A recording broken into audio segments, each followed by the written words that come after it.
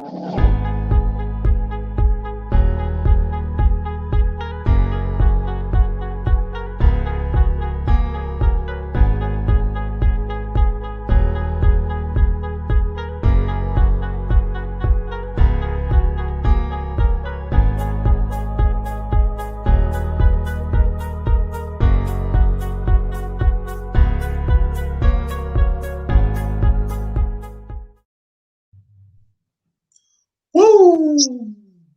Microphone check. 1 2 1 2.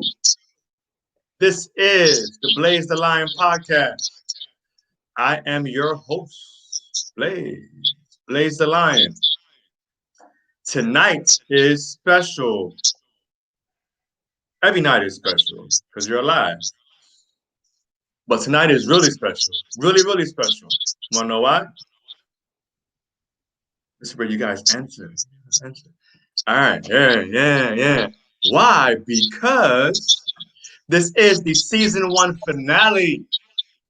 We've been rocking this podcast. It's been a long season, actually, since October, November.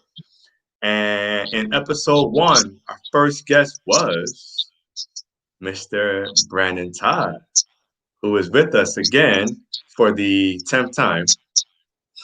He's always there on the BLAZETHELION podcast. All right. This month's theme is community. All right. How are you involved in your community? Yes, indeed. We have a great panel set up for all of you. All right. They're here to share their experiences, to make you laugh, to make you cry, to make you jealous, to make you concerned, to get you involved. Maybe some tear jerkers, maybe some personal stories, maybe some made-up stories. Nonetheless, it's still entertainment, and we're still dropping gems here on the BLAZETHELION podcast. So I'm going to go around the room or the screen, and one by one, I will point in a certain direction. Not quite sure where that direction is right now. Trying to figure this out. And I'll let my guests introduce themselves by stating their name and maybe a fun fact about them or something. This was like a AA meeting, but not that I've been to an AA meeting, but any case, judge me if you want. All right, so we shall start. Who's next to me on my screen, and that is the man in the blue coat. Good evening, everybody. And Blaze, I just want to congratulate you on the season finale. If anybody on listening has a podcast or tried to create one, you know how much work goes into this. So kudos to you. Congratulations. And thank you for having me. My name is Kenny Davin. I have known Blaze for several years, and it's a pleasure to be here. I'm from D.C., Dade County, and very passionate about the community. Grew up in again Miami. Have a degree from Florida Memorial, and it's really important for me to give back and serve in the community in many different capacities. So happy to be here and share some of my experiences, and just looking forward to having fun with you all. So congrats, Blaze, and I'm happy to be here with all of the panelists here, and let's do it. Yes, indeed. All right, next up on my screen is Nikki D. Feeling like we all rappers now, right? Hello, good night, everyone. I'm Nikki Dawkins. I am a full circle reproductive health doula based in Miami, Florida. I also run a charity called Period Miami, where we collect feminine hygiene products for those in need. And I also serve as vice president of the Miami Diaper Bank, which does the same with pads, but with diapers. And I'm super excited to be here. Thank you so much for having me. And also congratulations. I tried to start a podcast before. I gave up after episode 5. I was like, no. Yeah, it's a journey. Awesome. All All right. Next, I don't know how you're gonna top this, B, but these first two guests, so you gotta come with it. Go for it. I ain't got nothing, man. Like I'm be done. You told me to be real, right? I'm not trying to front like I'm this, this expert in whatever. I'm just me. I've been on the podcast since October. I can't believe it's been that long. And kind of sharing the same sentiments as you, Kenny, and you, Nikki. I give you so much props, Blaze, for not only started but sticking with it. We are in June. So that's been using it for 7 months, and in a pandemic. And when we spoke, you didn't know if it was going to be episode 1 of 1. This is 1 of 30 or whatever it is, but 34. Like 34. That's a blessing, man. So just major props to you for sticking with it. It's been amazing. It's been fulfilling, gratifying. I've gotten so much out of it, and thank you for allowing me to be a part of it. So, yeah, that's it. Oh, fun fact. Nobody did the fun fact. So at least I got a fun fact. I once tried out for a toothpaste commercial. I'm going to just leave it at that. Obviously, I didn't make it because I would have been rich and I'm still broke. But yes, I once tried out for a toothpaste commercial and I got the part. And then they came at me with some crazy like contract that I had to sign and pay money. And then I was out. But I don't think anybody knew that. Not even my brother. So that's my fun fact. That's all I got. Okay. So you're giving me hope. Gotta get these pearly whites fixed up. You gotta get that going a little bit. Yeah, I know. Journey. All right, next guest. We have the lady in pink or peach. That's you. Yes. Introduce yourself. Mr. Wu. Oh, me. Oh, that's red. John, that's not pink, that's red. Peach over here, but okay. My name is Suhaila. I'm a personal trainer slash mom slash entrepreneur slash coach slash chef, instructor, everything. Amazing. Amazing. What else? So many hats. I didn't write anything down. Just speaking off my head right now. I love to motivate and encourage others and give hope. And there's so many things that are going on in people's lives, and there's always hope. Always hope, no matter. I try to make everyone feel comfortable when they're around me.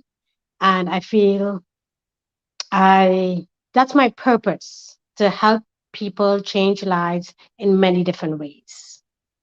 And as long as I can motivate anyone, it makes me feel that's what I'm here for. And that's my purpose in life. As I got older, I realized my purpose in life is to help others. While we, as individuals who serve the community, we're going through the same thing as ourselves. And I know what it's like not to have, and I know what it's like to be in a position just like everyone else. And it's not a good feeling to feel that way. So if you could give back to the community, you're saving a life. Because each person you come in contact with, you're actually saving a life. So that's a little bit about me. Word. I was about to cut you off. Like, Oh, we yeah, haven't I know. started I cannot talk too much. Yeah. yet. I'm messing. All right. Thank you. You're welcome. Next up, we have Mr. Star. So my name is Mark, Coach Mark. I entrepreneur, do quite a few different things. Just do whatever I want to do, for the day. That's pretty much it. There's not any one set thing that I do. Just kind of whatever I feel like doing for the day. I have the pleasure. I can say that I've probably known Blaze the longest. I'm his cousin, and I remember when he was a baby. So I've known him for 21 years now. So Yeah, like 21 plus 20, something like that. yeah, right. But yeah, that's pretty much me, you know, and I'm Brandon's brother, most importantly. So Awesome, awesome. Next up, we have the lady in That has to be Floral. me. It's okay. I'll Okay. just jump right in. I got you. Okay. Who's the last lady? So my name is Iman Aline. Most of my families, I say families, call me Miss Iman. Thank you so much for having me on. I am an educator, author, speaker, writer. I founded a school called Kind Academy. It's a nature-based micro school in South Florida that is like super diverse and super amazing to kind of progressive schooling, like making school the way it should be. And on top of that, over the past 2 years, I've developed and created a decolonized history program that basically allows students, brown students, to see themselves in history, as well as anti-racism, and focuses on kind of educating people on what they're calling now critical race theory, I guess. It's a fancy name for what I teach, and what I've developed a curriculum for. So they've banned that, but I teach it anyway. So nice to meet you all. Hello. Yes. And then last and least, I'm joking. None other. We saved the best for last. Mr. Georgetown, what you got? I think you are muted. There you go. Yeah, Blaze, thank you for having me. I've been waiting to do this, so thank you. Little snippet. My name is Dean Berry. I have been running a medical supply company for roughly 20 years with clientele that extends over 7,000 independent drugstores around the country. That's just one aspect of the business. I'm really a serial entrepreneur. I'm involved in different businesses, but that's kind of where I started out. Let's see. Fun fact. I was born in a small place called Portland, Jamaica. I'm not sure anyone of you guys know Portland, but that's where I'm from. Went to a boarding school in Virginia, called Episcopal High School, the same school that produced John McCain and a few other senators. So it was a pretty good experience. I have a lot of pride in Georgetown Blue. Went to Georgetown, majored in marketing, finance with a minor in economics, and really spent a lot of time on the basketball court as well. So I guess we're talking about community here. And for me, that's kind of what, you know, I've been doing since I was probably 10 years old, just really been involved with basketball and just helping other people along the way. And I think that's where the fun came in for me, is to be able to see other people succeed and enjoy the sport the way I did. So, yeah, that's who I am. Awesome, awesome. Well, my boring life, I'm just a host. That's it. I'm a wannabe personal trainer and hip hop artist and spoken word artist and VP and Toastmasters and dancer and singer in the shower and yeah, and these are real. This is not extensions, and you know, I'm just out here. And I am a man walking in his purpose. I found my purpose a couple years ago, about 6 years ago, which is to impact lives. So every avenue, everything that I touch, no matter what industry it is, it's ultimately to impact lives. So I felt like, what better way?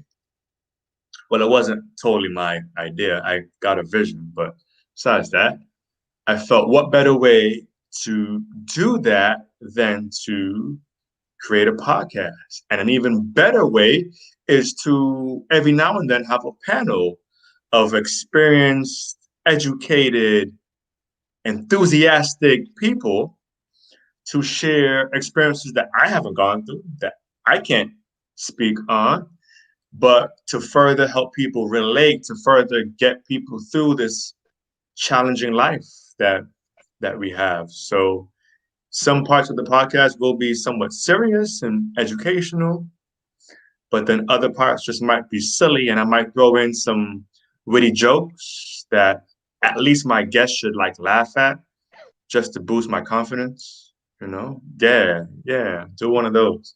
Yeah.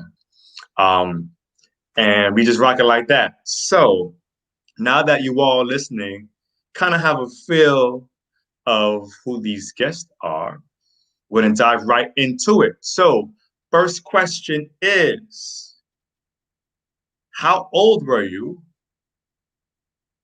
when you had your first kiss? Sorry, that's the wrong podcast. Wrong podcast. That was the relationship. Okay. Reel up. Here we go. First question is, what does community mean to you? And for this, I want to start this off with B-Drobe Iceberg, Mr. Brandon Todd. I knew that was coming. Answer to your first question, 6. Anyways, let's get serious. What does community mean to me? Honestly, to me, it means bringing people together, no matter the situation. It means that, we as people, we can put aside our differences and come together for the greater good of the community, of the world, And I think what we experienced last year, with the attack against, our people, I think it really opened my eyes to see like our people open to community, and unfortunately it created a lot of divide, but I also saw a lot of togetherness, and I saw a lot of people stepping out that I didn't think would, and people that I knew had a voice actually use it, and come to the defense, of Black people, like straight up. And that right there was just like, wow, this is what community is all about. This is what this society should be about. And of course, there's negativity that comes along with it. But if we just focus on the positive, I think if we kind of have that same mentality with everything we do, that could be a beautiful thing, And so that just sticks out to me because, for me, like, it was amazing to see how many people reached out to me and literally just asked me if I'm okay. And I was like, wow, like, I know it took a situation like this for them to do it, but then it kind of made me think, like, am I asking people that, whether good or bad? Like, are you okay? Are you good? What can I do for you? What can I, do to help you? Because a lot of people don't want to speak up. So I think if we really look at the word community, it's just that. It's checking in on people. It's putting aside your differences and putting others first, right? Before yourself. So that was kind of a long-winded answer, but that's what it means to me. I like that. Iman, would you like to jump in on that same question? Sure. Thank you so much. I absolutely agree with you, Brandon. Like, checking in with people is huge. A big part of community for me and building a community is especially like through motherhood. And I'm not separating anyone or necessarily like becoming a mother was a huge part of me realizing that community was going to be super important.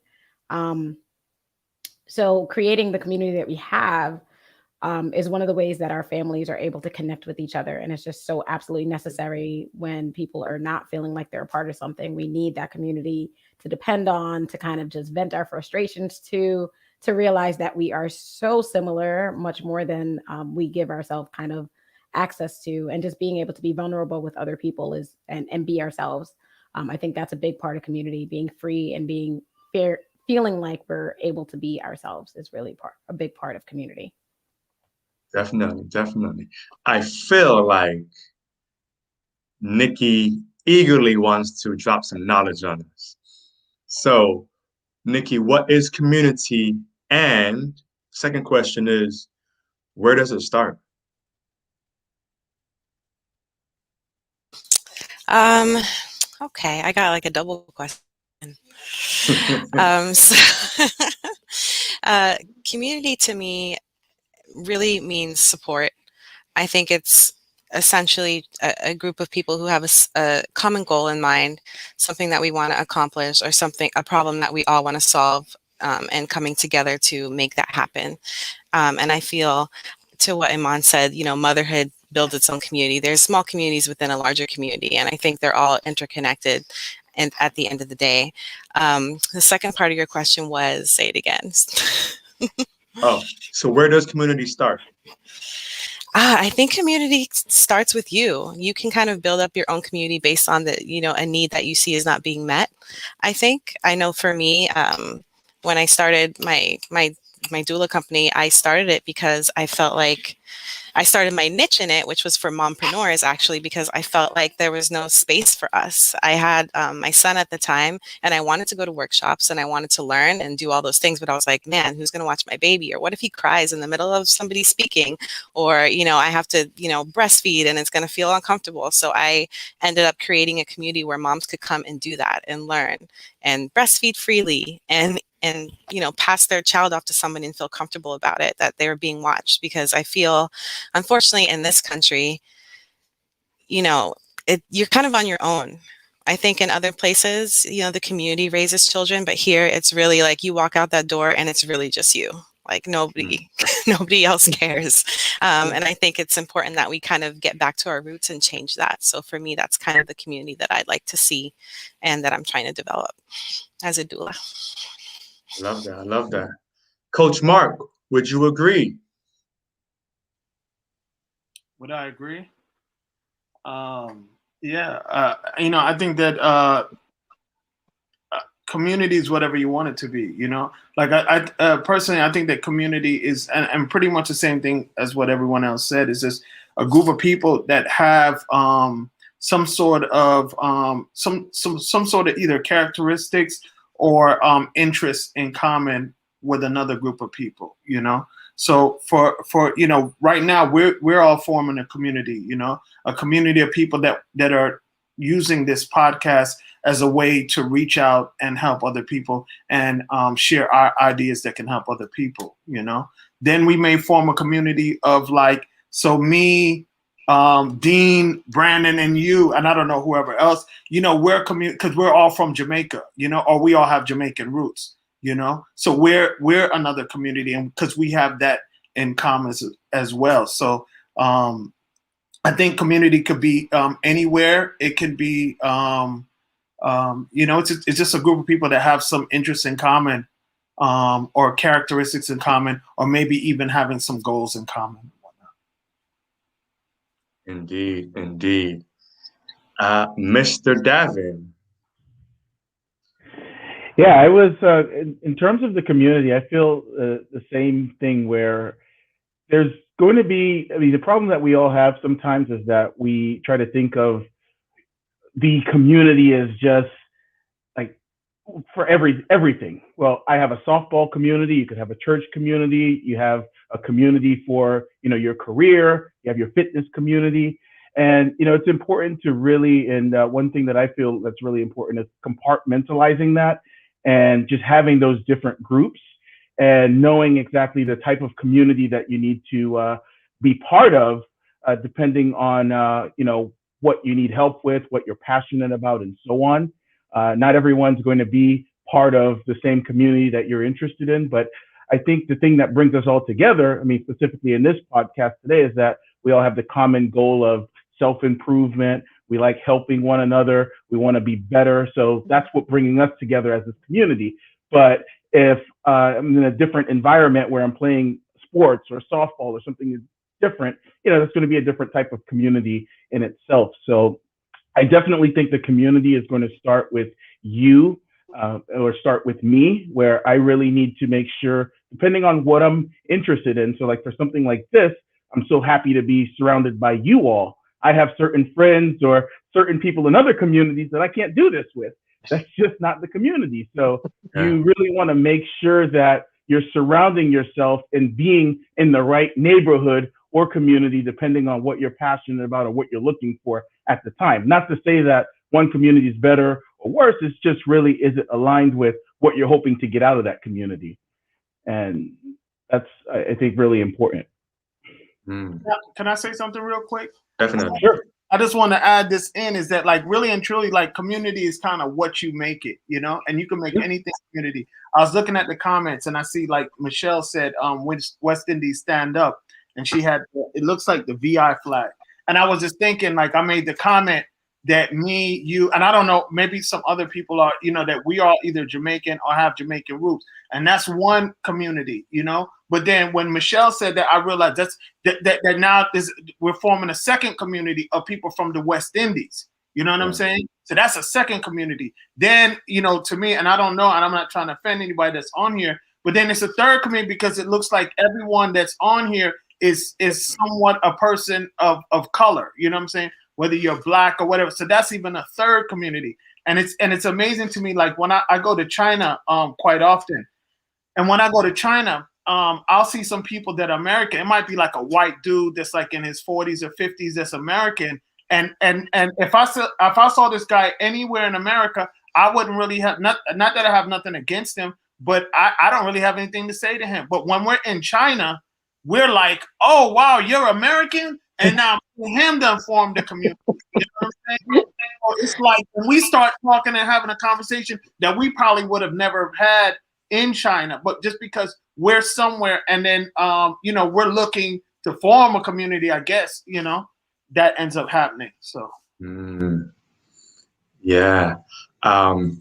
So where did we go wrong? And as many people that would like to answer this question, you can be as nice or as blunt as you want. But so as a community, where did we go wrong? Where do we go wrong as a Where community? did we go wrong? Yeah. Or do you feel like we ever went wrong? What are your views? As a community, we go wrong by not understanding each other. Understanding, it's a really small word, but it has a lot of meaning, because most people just, they look at one another, or they be like, oh, this person this, or this person is like that, but no one's understand what that person is going through, or either they don't have empathy. Understanding and empathy is very important in the community, because there's a lot of selfish people out there. Everyone is like, truthfully, I mean, because of what I do, and a What do you lot do of, again? personal trainer / I work for a school as well. Also, I'm a distributor for Amway, the company. So I have to deal with so many different types of people in the community with products, health, fitness. Then as a personal trainer or / instructor, as you engage with people every single day, it kind of becomes draining sometimes, because you're willing to, I'm truly willing to help everyone that I meet. But then again, some people take you for granted. And it's true. It's true. I'm sure all of us have gone through something like that. And the main thing where the community has gone wrong is not understanding each other and having empathy. Dean, would you agree? Oh, I'm sorry. My bad. Dean, I know you haven't even spoken yet, man. My bad. We got a lot of talkers out here. You will get your sign, Georgetown. You will get your shine, man. That's got one thing to add. It's all good. It's all good. I just wanted to say, first of all, I think you know, you have to look. Well, when I think about community, I look at, you know, society first, right, as a whole, a micro standpoint. But then everything is compartmentalized, it's segmented, right? And what happens is you have communities that form because people have a lot of things in common. Just like I think Kenny might have mentioned that. And when you find those communities form, you find other sub-communities within that group. Like some people might like football, that forms a community in and of itself. You might like finance, that becomes an investment community. You know, people who focus on how the stock market is doing, how cryptocurrency is going. I think we hear a lot of that right now because that's what's going on. But all those communities are forming constantly, so it's a constant evolution, right? As you open up your mind and you start to learn new things, you start to find yourself adapting or joining another community. Like I'm working out now, so I see Blaze a lot more. You know what I mean? So that's a community, and look where that led us. So now we're all together in this new community. Yeah. So I think it's a constant roller coaster, a constant movement. It's always changing, always evolving, and that's the fun part about being in a community. I think the disappointing part is I think it goes back to what Ralph Waldo Emerson said about society in general. You're going to have, I think he said something like, society everywhere is like a joint stock company in which each of the individuals, kind of focus on the betterment of themselves, and then you exclude the others. So that's when you start seeing communities start to fall apart. And I think we're all here together because Blaze, he felt that we're people that want to bring community together and bring people together for a greater good. And that's what got me excited. That's what got my blood rolling.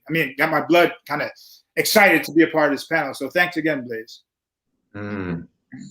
Yeah, so we'd like to jump in. Where have we gone wrong? So, Dean, exactly what you just said, like that last part is what I was going to say. And I'd be remiss if I didn't mention what's going on right now in Surfside. Like, prayers to all the families out there. I'm sure somebody knows somebody that's connected to it. I personally do, but I think that's where we can go wrong is if we capitalize on an opportunity that's going on, a very serious situation, and use it for the betterment of ourselves and not think about the people that's there, not practice the empathy, right? And not be genuine, right? So being disingenuous about the situation.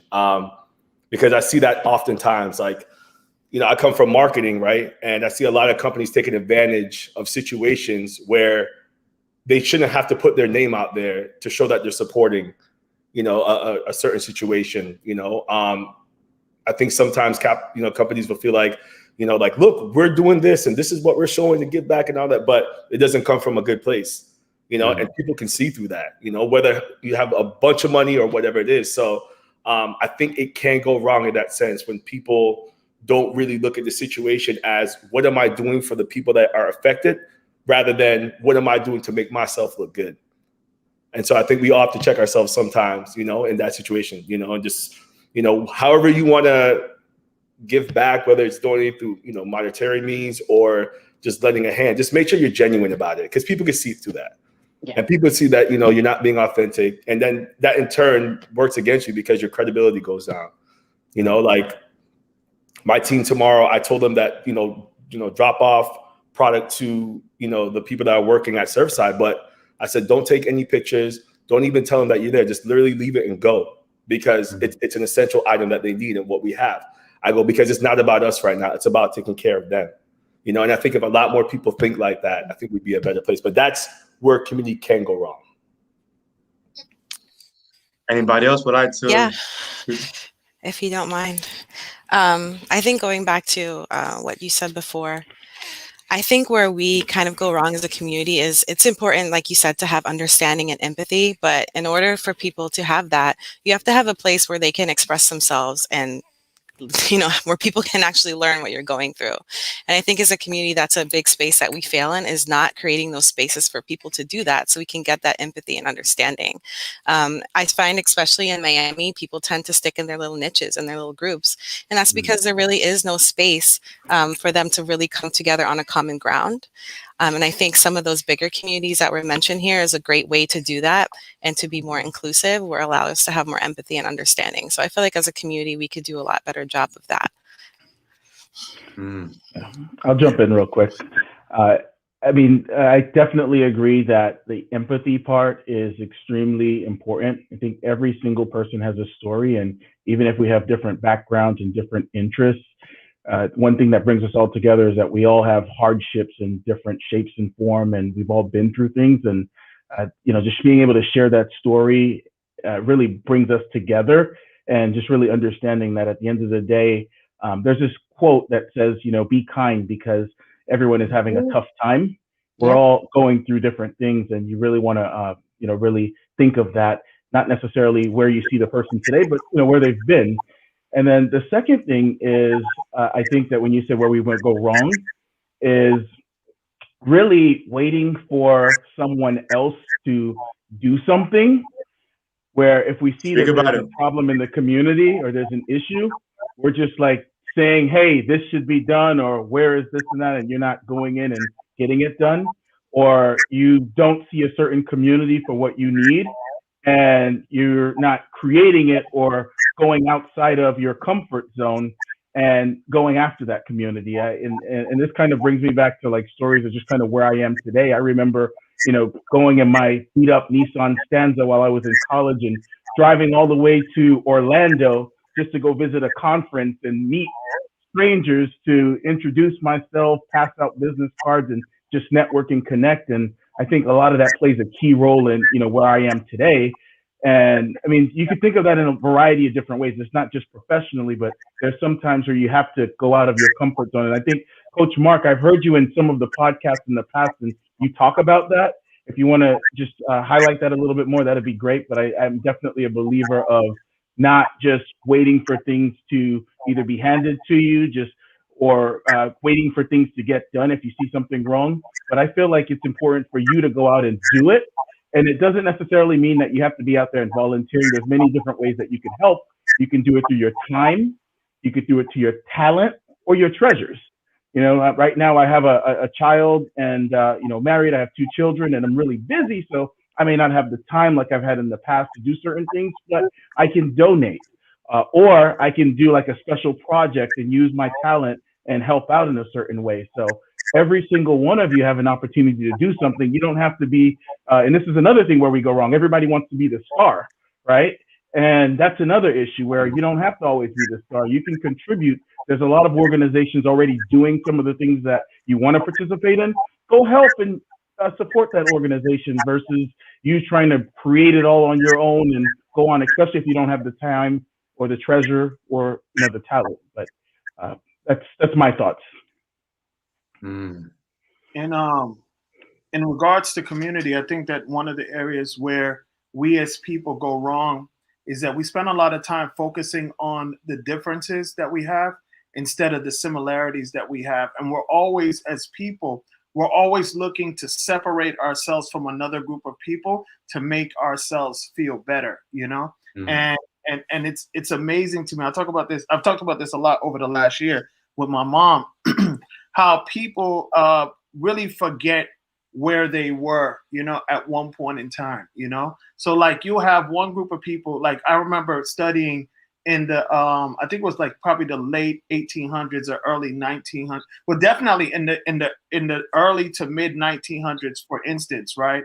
And this is just one example. Like I know that like Italians and people from and the Irish were looked down upon by people in this country, and they were considered like the horrible, the outcast and whatnot, And then I mean, and black people have always been considered that, but then but then when they kind of got accepted, then it was the black people that was looked upon that. And then it's another group of people and whatnot that's looked upon. And the people behind that came out of being the dejected forgets that they were once the dejected and doesn't have empathy for the next group of people, So it's kind of, and we all fall victim to that. Because I remember when I was a kid and I was going to elementary school at the time, because I was from Jamaica. I moved here from Jamaica when I was a baby. And I remember like being in elementary school, the kids used to make fun of me and said like, oh, you came here on a banana boat. Did y'all have shoes in Jamaica? And they would make all these jokes about Jamaica. Did y'all even have food to eat in Jamaica? How did you come here? They don't have planes in Jamaica and whatnot, But then over time, being Jamaican became cool, And then, but then I remember the next group after me that they used to make fun of was the Haitians. Yeah. And then when they did, I noticed, and I'm guilty of this too. But the Jamaicans wasn't sticking up for the Haitians. We should have been sticking up for the Haitians because we knew what it was like for people to down us. But for whatever reason, we didn't. You know what I'm saying? Myself included, as well as a lot of other people, And then, but then that cycle goes on and on and on and on and on again. And I think that we need to learn to have empathy and realize that we're a lot more in common we have a lot more in common than we do have different, and not always trying to make ourselves feel better by putting down another group, realizing that we're all really all the same group. I think you hit the nail on the head, Coach Mark. I think, you know, we've all experienced that. You know, coming to this country, I experienced the same thing that you did. You know, they used to laugh at me because I said words differently, with, you know, more emphasis at different points of words. And you know, I saw the Haitians get taken advantage of as well, and I could have done something, but I didn't do as much as I could have. But I do think the one word that exists in all community, that makes communities work, is that word empathy, right? Empathy, you know, to be able to see a situation through another person's eye the same way they would actually see it. I mean, it makes you, that's how you truly empathize with someone. And I think that's what makes communities work. And that's why you see different groups form together, because they have that same belief, right? That they can sit down and talk about the same situation. But I guess also what makes it work to me is when you take a sincere interest in other people. So I might not have experienced what you did, but I'm taking a sincere interest in, you know, the situation that you went through. And by doing that, you also, now you're forming another community, even though I did not go through what you went through. So yeah, I think that's what we need to also consider when we think about communities. We can be from all different walks of life, but just taking a sincere interest in someone helps you to form that community. Yeah, definitely. MLK once said, really quick, wait, hold on, Kenny. So really quick, I want to ask a question. How many here in some capacity work with or encounter children? Show of hands. So just hearing stories that we've spoke of so far, being judged, being bullied, being teased, I want to get Iman and whoever else to just speak about what the youth go through, you know, exactly like what she sees with their experiences, because what we experienced in the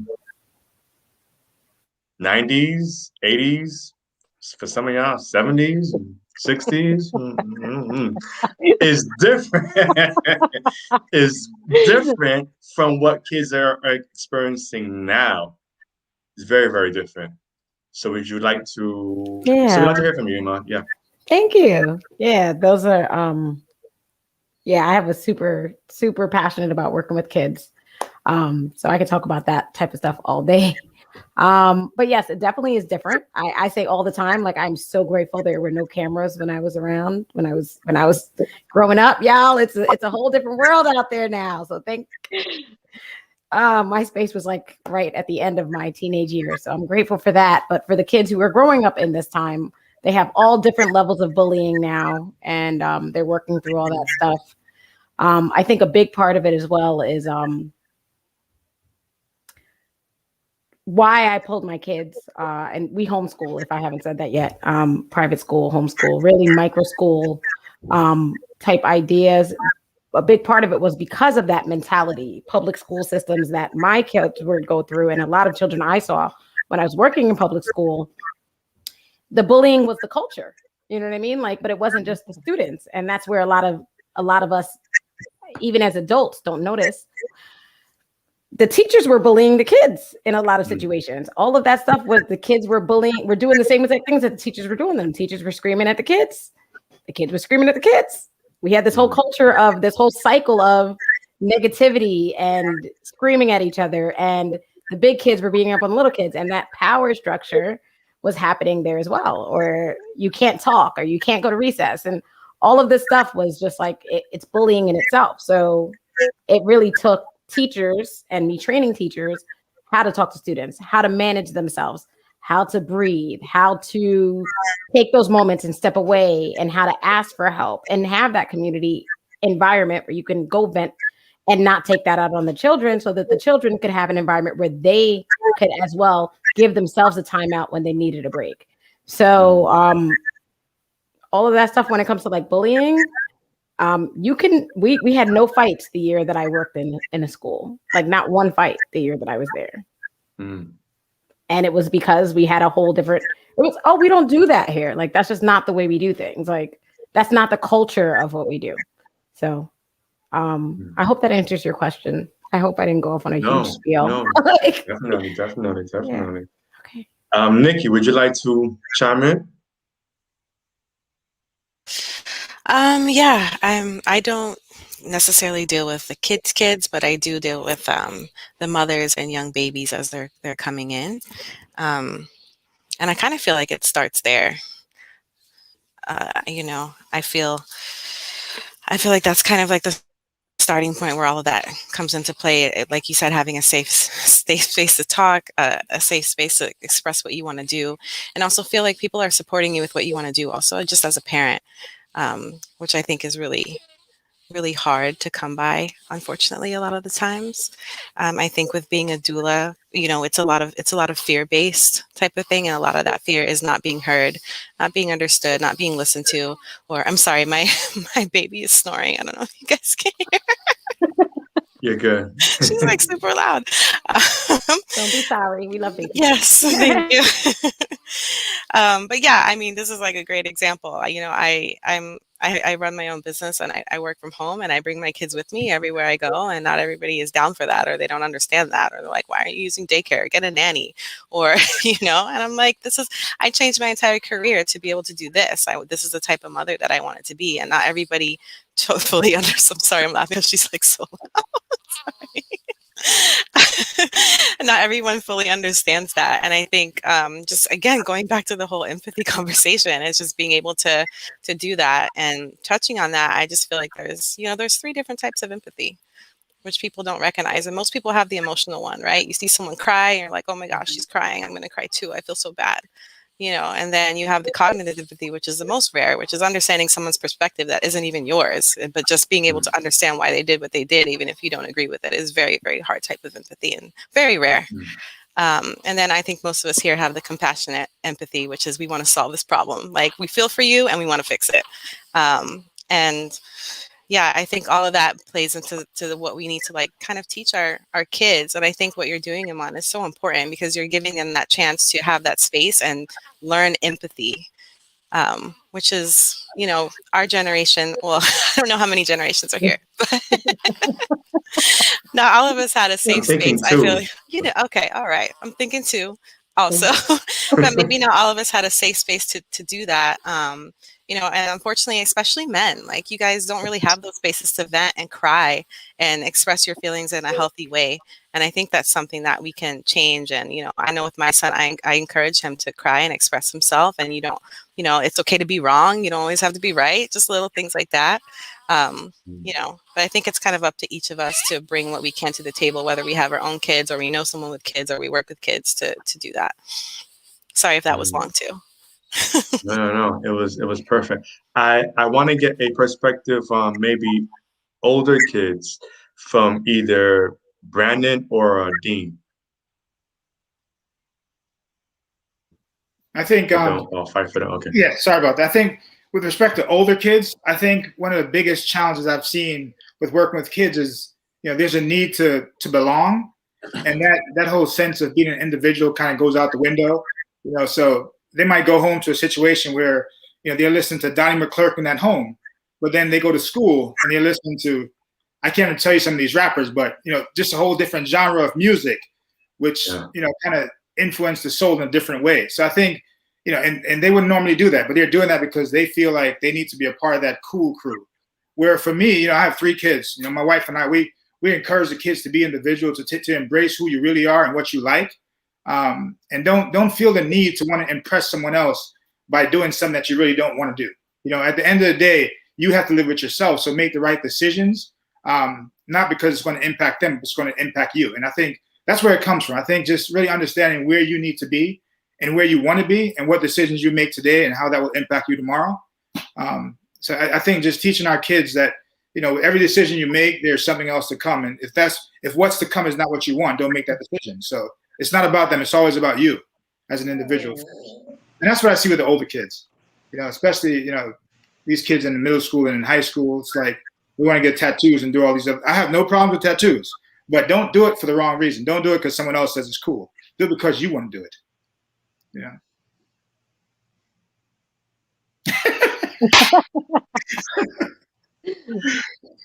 I've seen, and I don't know who else has. It could just be me.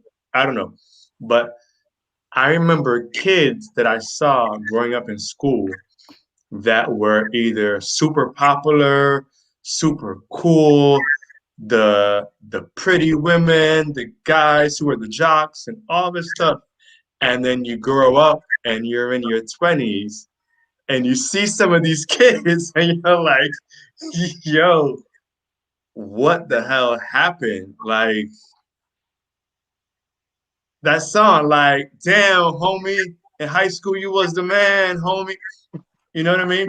So it's like when you're a kid, though, you look up to these, you know, to your peers. Like, I wish I was cool like them, or I wish I was able to dress like them, or I could get this girl or whatever. And it's like school is a portion of your life. You know what I mean? When you get it to 18 into your 20s and then to your 30s, it's totally different, you know, but kids at that age can't see that. They're just going by what they see and they want to belong and they don't want to embrace being different and being themselves. Can I add to that really quickly? Definitely. A big part of that is the way the system is set up, the way the education system is set up, where the kids are literally in these small little classrooms and they're all exactly the same age. There's no other time in your life where that is the way that it is. You know what I mean? Every other job you work at, you're going to have different generations, different people to aspire to, different, you know what I mean? Like it's not just that one group that you travel with.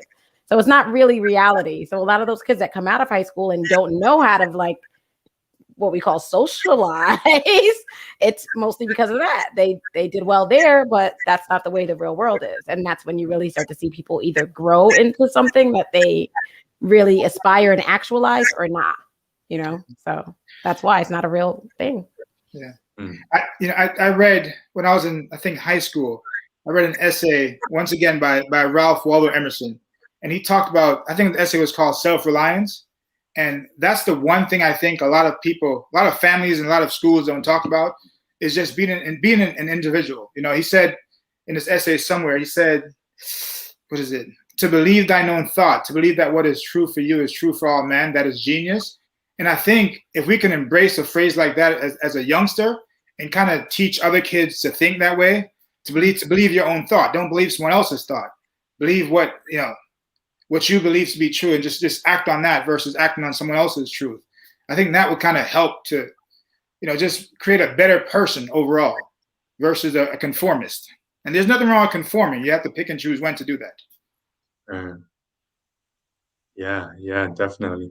I want to, this is going to be interesting. I want to lead into a little bit of a segment that we normally have in this podcast, which is known as Color Time. Now, in this segment, I, the host, will yell out or scream out random colors, and you all will say whatever comes to mind. Now, this can be logical, it can be detailed, it can be vague, it can be super spiritual and deep, which I would appreciate sometimes, or at least someone here. It can be whatever you want. There is no right or wrong answer. It can be related to community, preferably, but no pressure. Say whatever comes to mind, all right? I'll give you guys an example really quick, all right? Here we go. Brandon. Brown. Jesus. Beautiful skin. Caramel. Leaves and fall. That's it. Okay. See? That's the example. That was right? harmless. Eh? That wasn't my color, was it? No. That was just. Come on. Right, see? Sometimes this kind of goes left, but we shall see. All right. So I want to start off with someone who hasn't spoken in a while and someone who's wearing a color that I think is one color and she thinks it's another color. Let's go with Sue, your color is peach. Peach. Um, Not the fruit. I know the color. Peach. Calming. Okay. Um, This might help you out. I can't see right now. But It's a whole bunch of peaches. why did you pick peach? You usually don't pick those colors. Why did you choose to wear peach? I haven't red. Okay, Red is for love that's and fire yes, and you are. ruby. This is a fact. But you're not wearing red right now. You're wearing peach. Okay. So you said calming. Yes. Is there anything else? Or No, you just caught me off guard with that. I know. That's why I did it. All right, good. Let us move on. Peach makes me think of glute workouts. Yeah, that's what I said. I was thinking, oh, glutes. Okay. Yeah. But we're talking about color. So, Okay. well, whatever comes to mind, I guess. Yeah, that's it. Okay. No worries. Here we go. Next color.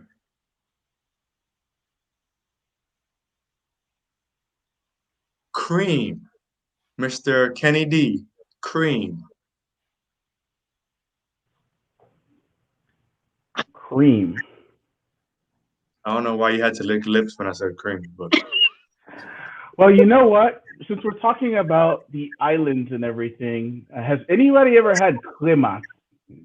That's what yes. came to my mind. Cremas. It's creamy.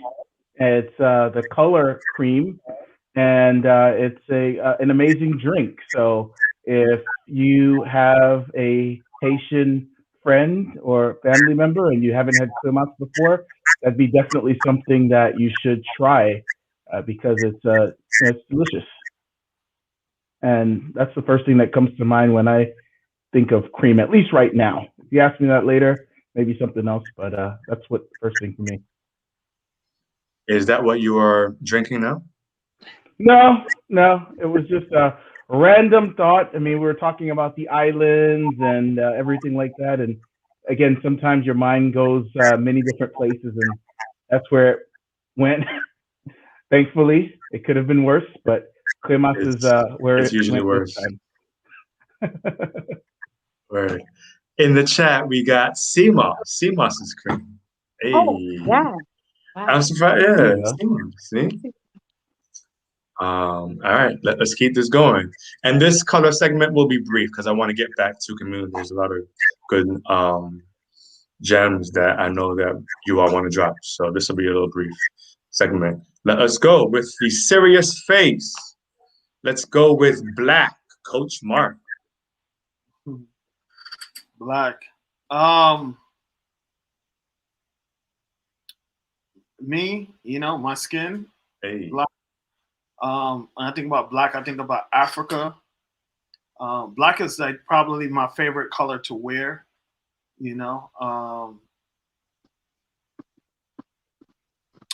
Black. My truck is black.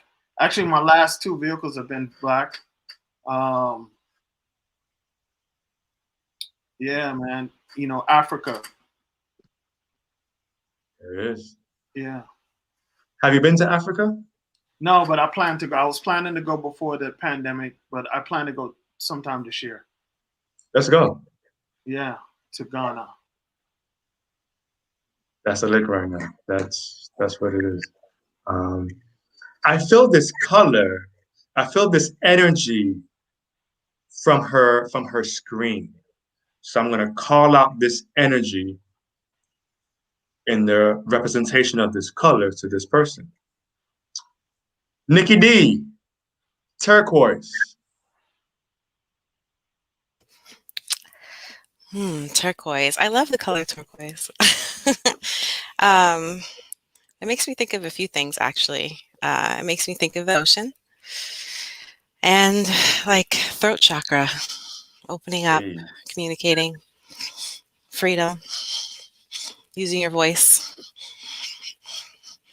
Was that deep? Like blue? Turquoise? Freedom. I like that. I like that a lot. All right. Cool, cool, cool. Who hasn't had a turn yet? Let us go with, this is a color that has gotten mixed reviews. Some say it's somewhat neutral, and some just hate it.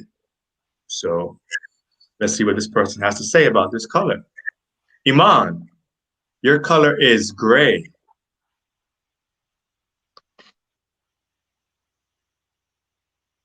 I automatically obviously think of the sky. The way the sky's been, if you're in South Florida, it's been like this for the past few days. And I think it's usually like a kind of given a bad rap because it's like those makes you feel kind of sad or down and low energy.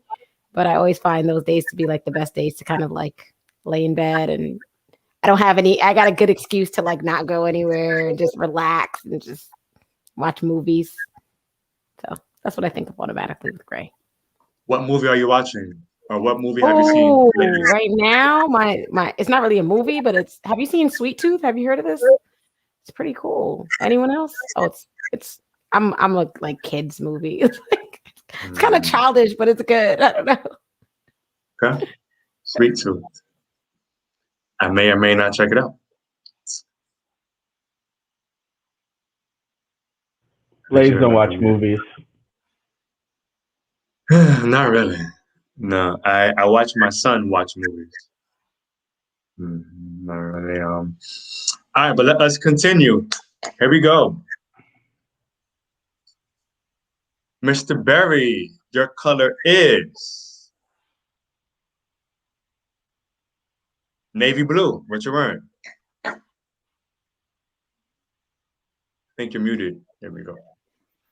Navy blue, strength, depth, fortitude, life, energy,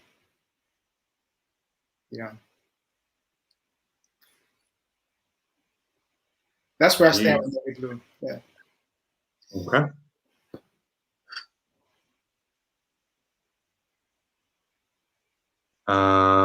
Has everybody gone?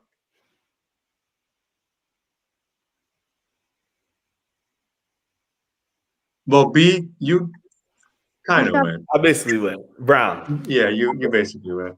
I've never done this before. So, has anybody got a color for me?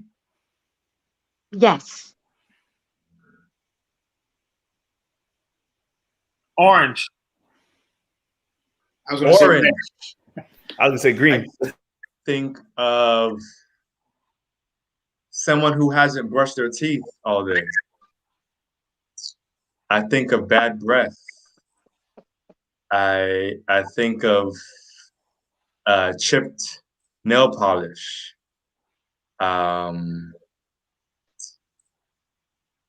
Yeah, I think of pain. I think of inflammation. I think of heat, of a broken AC, of excessive sweat. That's what I think of when I hear orange. That's what you came up with during mango season? Come on. Please. You dislike orange, man. Like I really don't have one like positive word to say about orange. Like it was all negative. I'm like, what did orange do to you? Damn. I said hot. It's not even right? yellow, orange. You know how bad it has to be for it to be orange? Orange? Like damn. Yikes. Guess I don't like orange. I don't know. In any case. All right. So back to, well, thank you all for participating in our Color Time segment of the pod. All right, let us get back to business. So we've spoken about the kids. We've I think Tamiko's upset of what I said about orange. Sorry. Just don't wear orange around me. Anyway, moving forward. All right, so back to community. We've spoken about empathy and understanding. We've spoken about the youth and just the challenges and the problems in the community. So now I want to put forth some accountability. What can we do to change our community? What exactly can we do besides prayers up for Surfside, prayers up? And not saying there's anything wrong with praying, but besides that, what legs, what action can we actually do as a community to impact our community?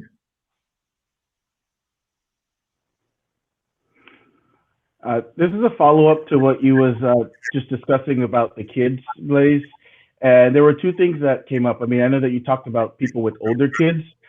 There's a quote that I heard once that really resonated. And it talked about like our job is not to toughen up our kids for a cruel and heartless world.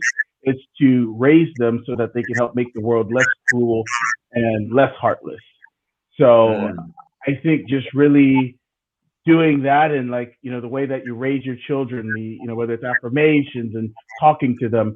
And also there's another thing that says exposure creates expansion. So sometimes when you talk about cruel and heartless, like there was a Meek Mills, he once said like he learned how to fight before he learned how to write, right? And those are some things that, you know, again, certain communities, you're learning the wrong things, and you have to just really, and also just expanding your horizons and, you know, getting out of their community and understanding that things are not supposed to be this way, or there's better out there. And I think for me, it starts, number one, with my children. It starts out with, you know, just really sharing my story in terms of, you know, where I am and being that I'm proud to say, hey, I was where I was, and, you know, just really providing hope. And Sue said that she's sort of a hope dealer. And I think all of us are, you know, the same way, just being able to share your story and, being able to really share with the kids, because especially depending on the community that they're in, if they don't have people around like you and seeing that certain things are possible,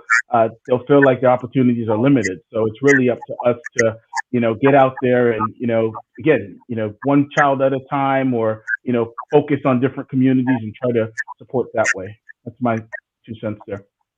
Maybe more than 2 cents, but you get it. I would say, like, real quick, is just take initiative. And Dean mentioned it, my brother mentioned it. Like, don't wait for people to tell you what to do, just do it, you know? And I think oftentimes we have analysis by paralysis, where we overthink the situation. It's like, well, I don't even know how. It's just like, no, just. Wait, can you say that again? We have analysis by paralysis. Bars right there. Okay. You know, it's just overthinking the situation to the point where we don't even do anything about it. Yeah. And so just, you know, literally start somewhere, you know, and if you don't know, ask. You know, like a lot of people are like, I don't know what to do. Well, cool, ask. Somebody does. Somebody knows what to do. You know, is it giving of your time? Is it giving of your, you know, resources? I don't know, but there's something you could do. Just ask, you know? So but that prize though, Brendan. Thanks, Kenny. But yeah, that's it. Because look, I fall victim of it too. You know, analysis paralysis. It's just you know, overthinking it, and you know, sometimes the situation is bigger than us, so we don't really know what to do, and we're afraid we're gonna do the wrong thing. But I think you do the wrong thing by not doing anything at all. You know, because any little thing sometimes could be the biggest thing that you can do. So yeah, it's just initiative, man. From any of the ladies, what can we do? I think it's just as simple as, if you know better, do better. Don't repeat the cycle, break the cycle. Yeah. I think that happens a lot. We just kind of do what we see and we don't think there's anything better, but you actually have a lot of power to change things. You just have to, once you know better, just do better. You know, correct me if I'm wrong, but wouldn't it like mean a lot to encourage, you know, kids from home all the way out to the street, just do unto others as you like others to do unto you? I think just with that mindset alone, you're creating a better next step, a better place. I think more times than not, we overlook the simplest thing. Like we've all heard our parents and grandparents say the same thing before: "Do unto others as you like others to do unto you." I think that's just gone out the window in most cases. Mm-hmm. Yeah, it's funny that there are those sayings, right, that our parents told us, and we didn't really pay it that much mind, but it's true. Those simple sayings are so powerful if we just listen to them. If we just No, go ahead, Mark.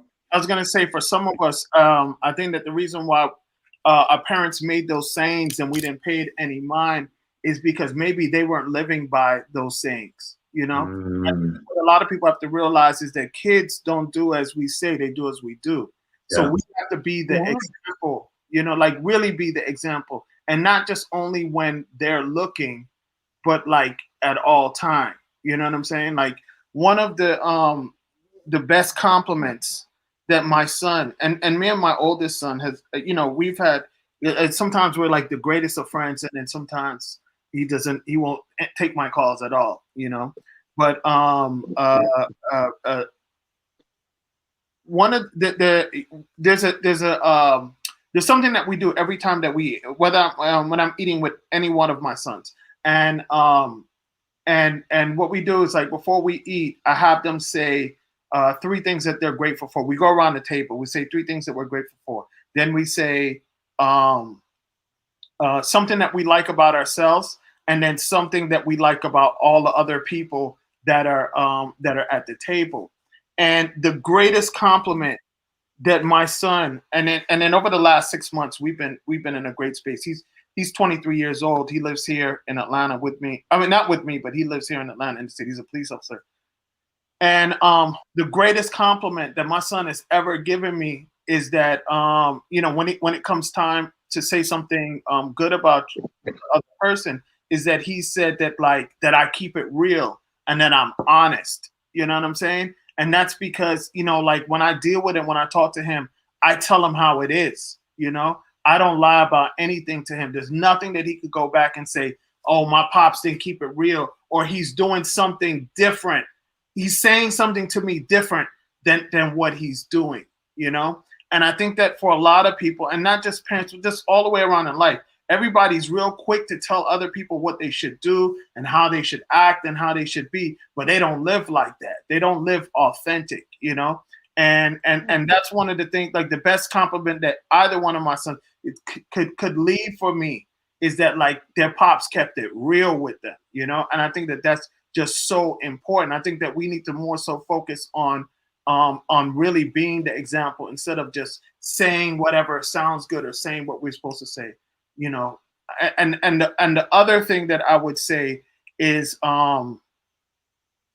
really understanding, like, there's a little quote that I always say, is that everybody just be on what they be on, you know. And what I try to teach my kids to do is to understand, like, why people are the way that they are. Because a lot of times, you know, we're around someone and they're acting crazy. Let's say we have a spouse, right, or a maid or whatever, and they're doing the craziest things. And a lot of times people always internalize those things and think it's about them, which causes them to have low self-esteem. And realizing that, like, the way that people act is really has more to do with what they got going on and what they've been through in their life versus what we're doing. You know what I'm saying? And I think that once you really learn to understand people, then what they do doesn't bother you as much. You know, you're with someone, like, for instance, like, let's say you're with someone and then that person is cheating on you, and then you're thinking that, oh, it's because you're not a great person, or because you're not attractive, or you're not this, or you're not that, and you realize that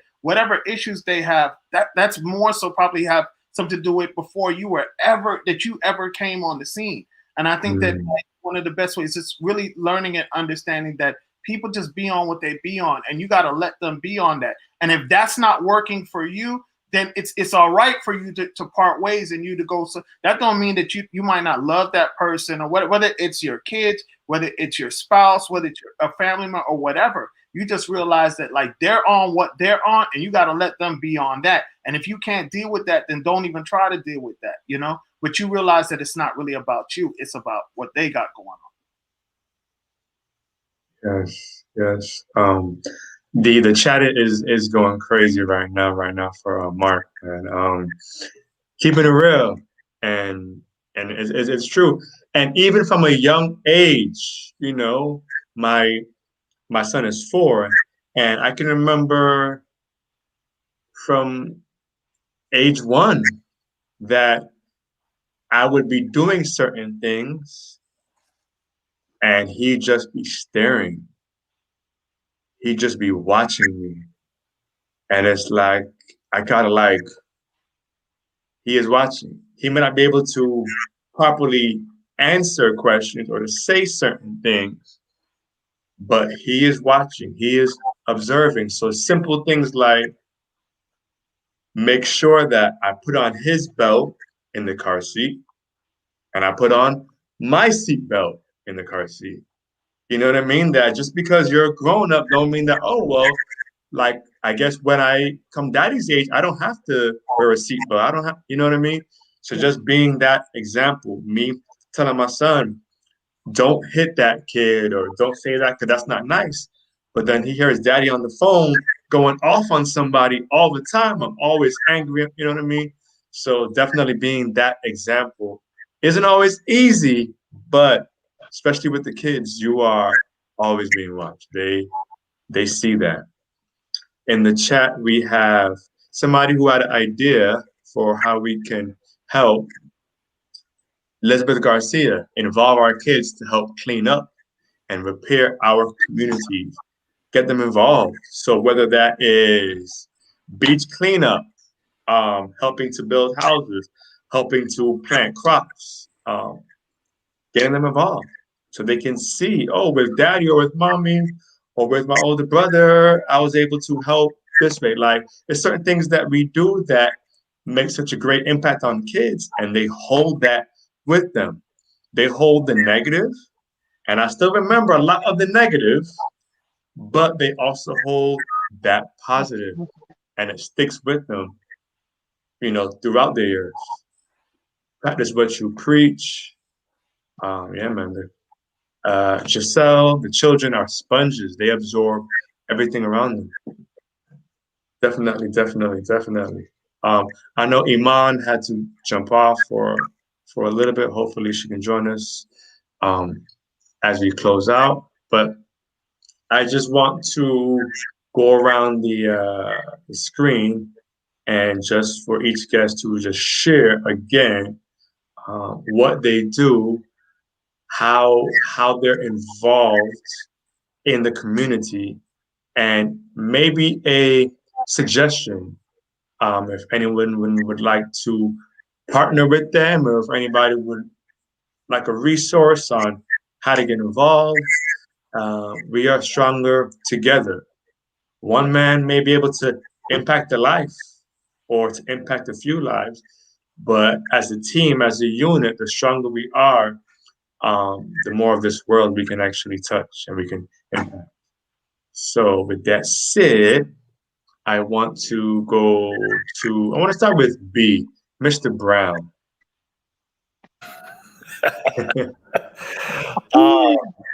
What do I do? I am marketing, so I'm the regional brand activation manager for a company called Lemon Perfect. Shameless plug. Hey. Publix, buy one, get one free starting Thursday. And as far as my community, Kenny mentioned it, and you really put it well, is that there's so many different types of communities, but you need to be able to compartmentalize and like figure out which community makes the most sense. Look at that. Come on, y'all. That's support. That's what I do. I've read that before, actually. It's very good. Yeah. I have. Hey, Nikki, talk to me off camera. I got you. I can send you some product. I got you. You right there? But the community, like I think I'm most connect with at the moment is my fitness community. I've gotten so much from them, and I would like to think I've been able to give back to them as well. And what I like about it is it's not just about fitness. I mean, that's one part of it, but it's literally about giving back to the community. I can't tell you the countless times that, my gym CrossFit Showdown has said, hey, these people are struggling. Let's come together and help them, whether we've donated supplies, we've given of our time. And it's just such a beautiful thing that we can come together like-minded, like my brother said, because we're all into fitness, but we can also figure out how can we impact the greater community together as a whole and as one. And so, for me, like I just really spend a lot of my time there, and I do whatever I can to work with those individuals, because we do share that same mindset of like, how can we make everyone else around us better? And then even within the actual gym itself, like we're uplifting each other, like that's a space for, hey, like I can be myself, I can fail, and I don't feel like a failure because I have people around me that can support me and tell me I could do it. I could be successful, right? And people are going to applaud that. There's no haters around there. Like, so it's just, for me, it's done so much for my life and just who I am as a person. And I can honestly say like the people there as well. And then I think the third question was like, what can we do? I think this talk, like don't be afraid of stepping out your comfort zone, right? Like a lot of people just want to kind of stick to their groups, but like, what if we were to step out? And Nikki's a doula, Kenny is an everyman from DC, he's in every business. Like these are teacher, like my brother Mark has 10 businesses, Sue, you are an every woman, you do, trader and all that. And Blaze is just Blaze. Like, so keep this communication up. And Blaze, if you have something going on, we should all support you and vice versa. And we all support each other in that way, because I feel like we all have big networks.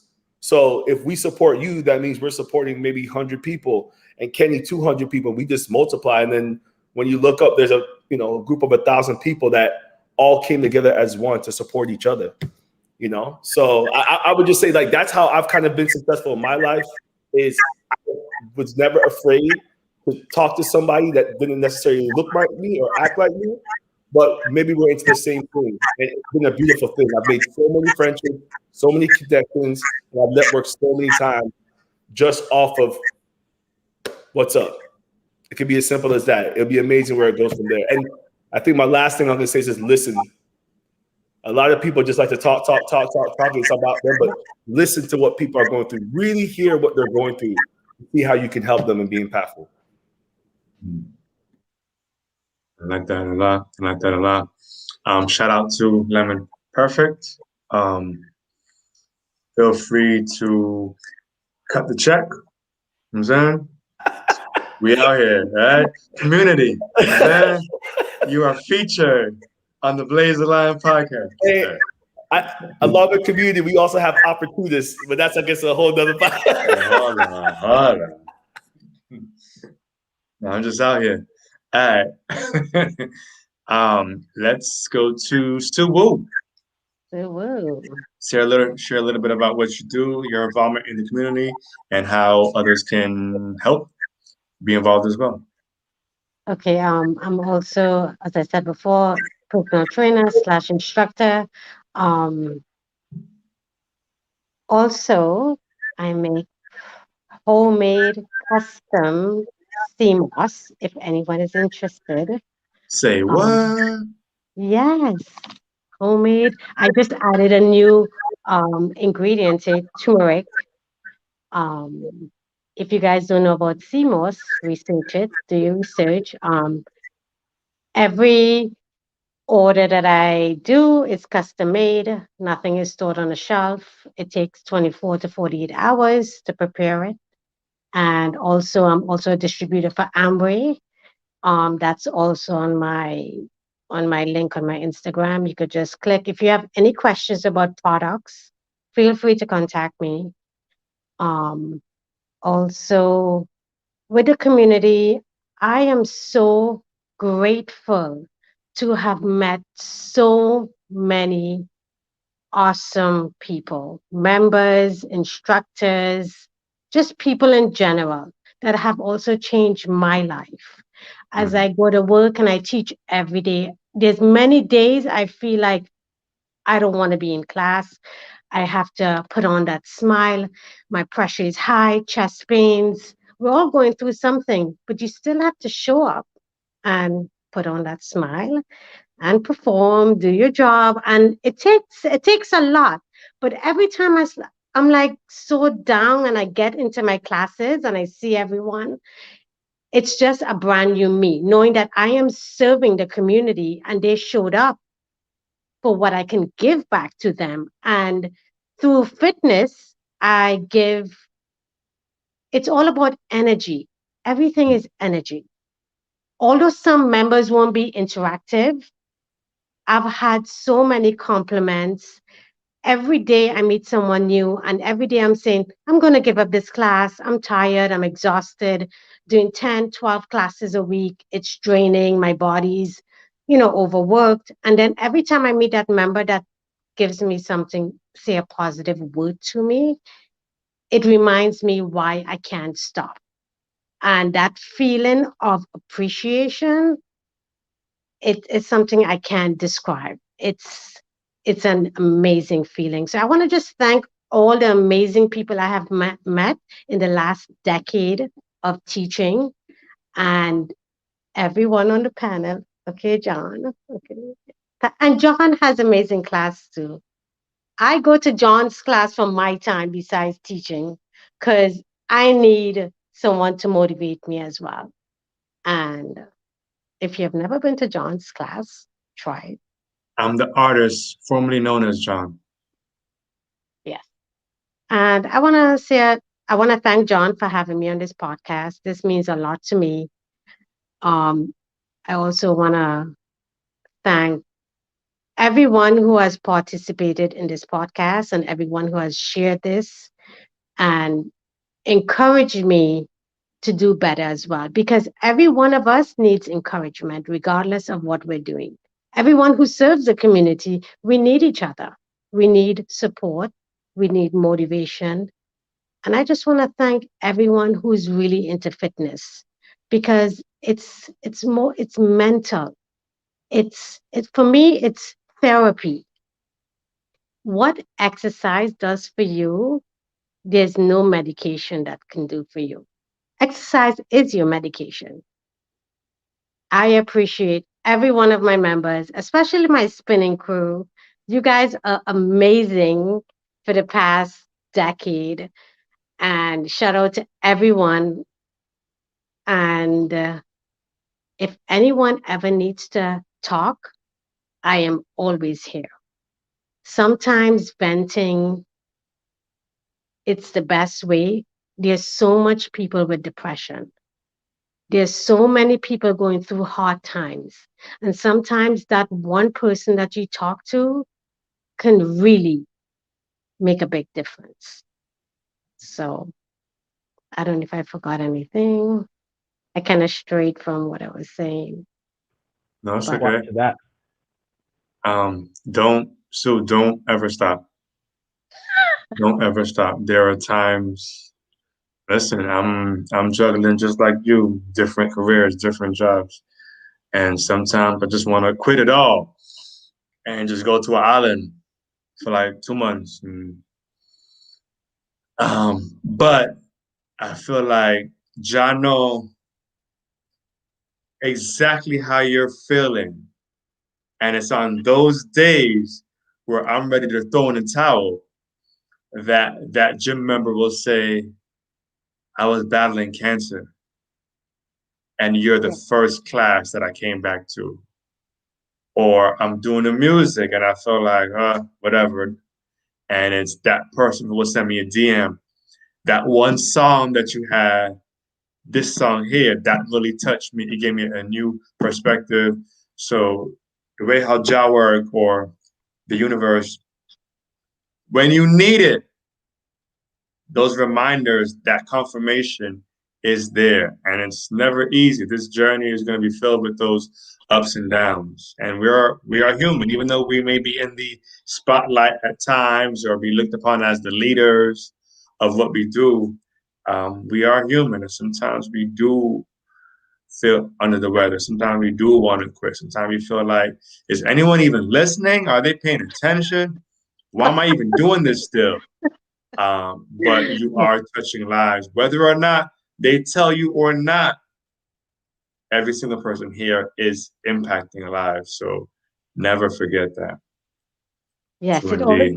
it always takes that one person every single day to say something to me, and I say, "This is why I'm here. This is why I have to show up. I am the messenger from God, so He sent me here. This is my purpose." And I want to say shout out to my daughter. She's my world. There's so many things. There's so many things that she has been through, and as a mother serving back the community, I think about her. And while you guys were talking about children, it all starts from home. Mm. And that one person that you think is not listening, they're listening. Always be there for your kids. Always have that moment. Even if they're locked up in their room, you're in the house, have that moment with them. The world that we're living in now, it's just not the same. And I keep telling other parents, you cannot expect, break the generation curse. Yeah. Don't do what our parents did. Okay. Talk to them, be more open. And it also takes a lot as a parent to say that, because some people are just stuck in their own ways, especially island people. I mean, Hey, hey, I'm good. hey, No, hey now. I'm speaking from my experience. A lot of people are just stuck in their own ways and they don't want to change. It takes a lot to change. It takes courage, you know. And I just wanted to know that, she's my world. Um, she's the only one I have. And with teaching and what I bring to the community, it makes me want to give back more, because she's she's actually like a duplicate of me, just younger. And she would always say, "Why are people like that?" And she has so much understanding and empathy that I have to toughen her up, because at her age, that's how I was.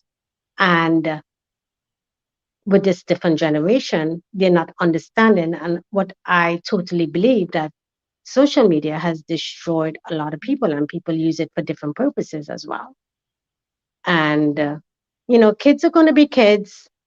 As a parent, you just have to keep instilling the right things in their head every day, being there by their side and supporting them in everything that they do.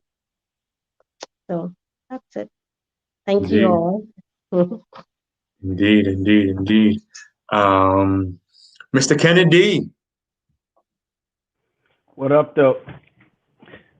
So, your question was really, I mean, what I think about in terms of your question and the things that we could do. I mean, it was really about matter of what we do in terms of professionally. So, and Sue, you, and just so that you know that you were just so inspirational.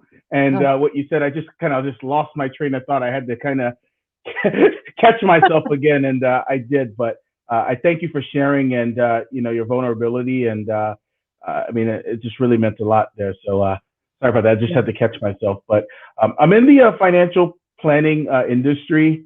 And like I said in the beginning, I'm part of a lot of different communities.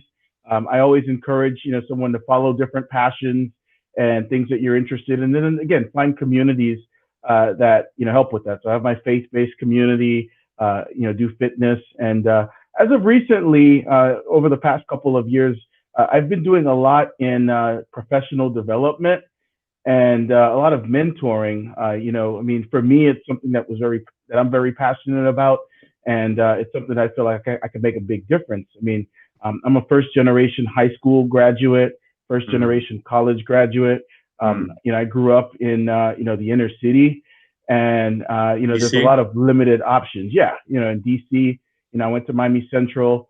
I then attended Florida Memorial, and just even going to college, I think, was a really big accomplishment, and in terms of for me, and I just continue to excel and go farther. And someone on the podcast earlier today said something where I do what I want, and one of the things that that don't happen, especially for the younger folks, when they're trying to follow along, they'll try to do what they want, but they don't know what it took to get you to have that ability to do what you want. So it's like that iceberg theory where they see all the success, but they don't understand the grind. So it's really important for me to really go back and share, some of the failures that I had and a lot of the challenges. And I remember going and speaking to someone, and I was once trying to figure out how can I make a big difference. And one of the things that really changed my life was he said that, you're making a difference just being where you're at, because not a lot of us are where you're at. And it was just inspiring for him to just see me going through it. So like I do a lot of mentoring now, being, again, financial planning professional or just being in the business world. And I feel like for you all, whether it's someone just trying to be an entrepreneur or trying to get into corporate America, they need exposure. They need people like you to share your story. They need someone to really, share that it is possible. I can get out of my circumstances. I could, I'm not a victim, right? We all have different stories and unique situations that we had to break through. And it does take some vulnerability. It just really, takes you just having to sit them down and share that it's not always going to be easy. But if you're willing to put in the work, you're willing to invest in yourself, you were definitely going to get to where you want. And then, the other thing is when you get there, go back and try to help somebody else. And, that's, extremely important. And, that's something that, again, I internalize, and I feel like it's more of a responsibility that when it comes to being involved in a community, much is given, much is required. And again, just giving back is, my duty. And again, I'm sure a lot of you feel the same way. Yeah. Yes. Those watching, guess what? It is not too late to share. All right. Tell a friend to tell a friend to tell a damn friend. All right. They can watch the replay. Also, the audio only version will be available tomorrow on Apple Podcasts, Google Podcasts, Breaker, Spotify, all those platforms. All right. So if someone is unable to catch the video portion or the video episode, then they can also listen to the audio tomorrow morning on their way to work or whatever they do. All right. And we're here not to promote really ourselves, but we're really here to promote our community, right? Because it's, as I said that, we just got some more shares. See that? Therefore, it's not about us. It's about how we can serve one another, right? How we can make an impact on our community.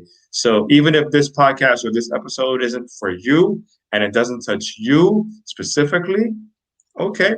But maybe you sharing this podcast might help that other person or those other people who need it. Many times we're going through certain things, and as Sue has mentioned, days where she's not feeling it, she's not in the mood. In that moment, on that day, that person will reach out and say, Sue, you've impacted my life.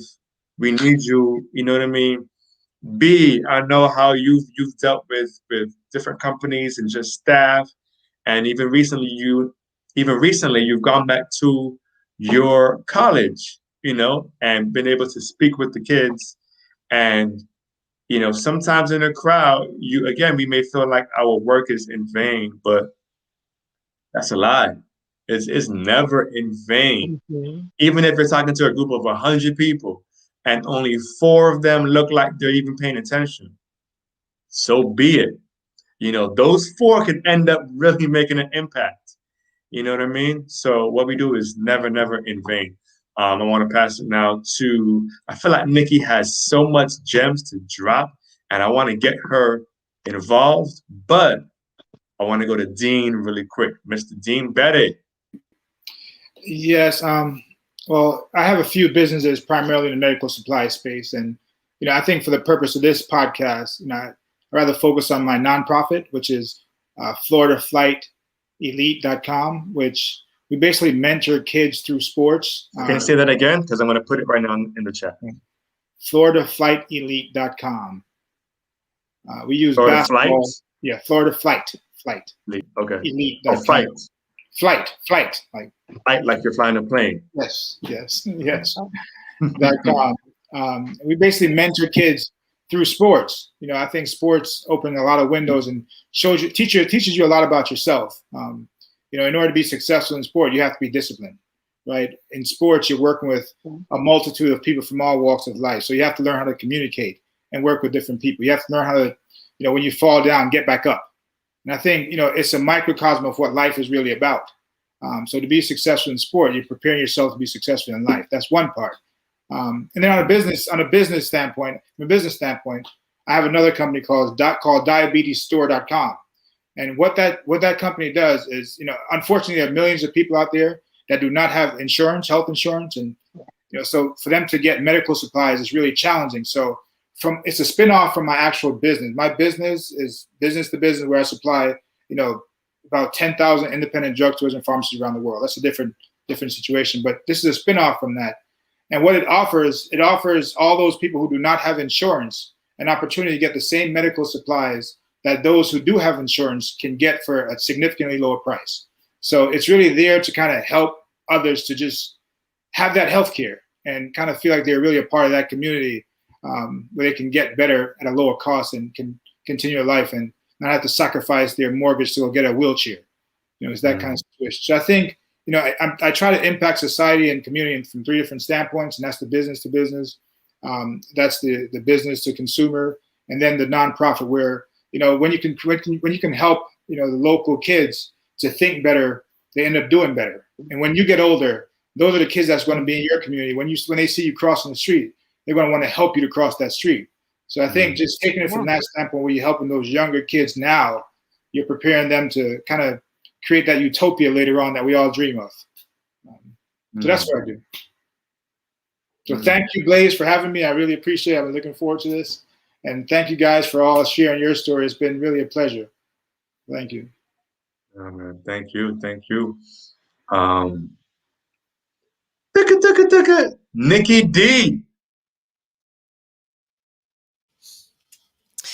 Oh man. Okay. I'll try my best to keep it concise. But as I said, I'm Nikki. I am a holistic reproductive health doula.